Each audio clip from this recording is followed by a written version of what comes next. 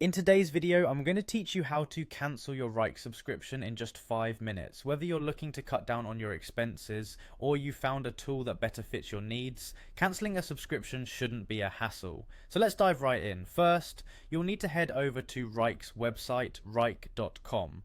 Once you're there, look to the upper right corner of the homepage where you'll find the login button. Click on it and enter your email and password to access your account. It's a straightforward step, but it's important to make sure you're logged into the correct account to avoid any confusion later on. After logging in, your next move is to navigate to the account section. This is located in the top navigation bar. Hover over it and you should see an option for account management. Click on this to proceed. This section is where all your subscription details and settings are managed, giving you full control over any changes you need to make. Now that you're in the account management section, the next step is to locate the cancel this account link. This will usually be found in your subscription details or settings area. Clicking on this will initiate the cancellation process, leading you to a new page with instructions to follow.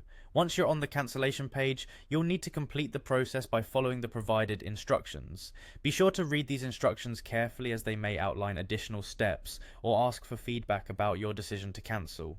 Don't rush through this part, as it's crucial to ensure your subscription is fully cancelled to avoid future charges. If you are still in your trial period and wish to cancel, the path is slightly different.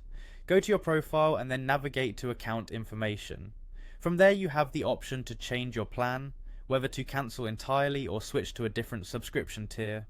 Additionally, if you're in a trial period and decide you don't need all the features of a paid plan, you have the option to downgrade to a free plan.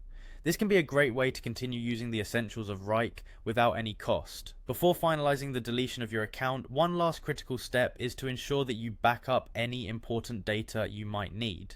Cancelling or deleting your account will permanently erase all information associated with it, and losing vital data can be challenging. Taking the time to go through your projects and files to save them elsewhere is a wise precaution. And that's it. By following these steps, you've successfully cancelled your Wrike subscription.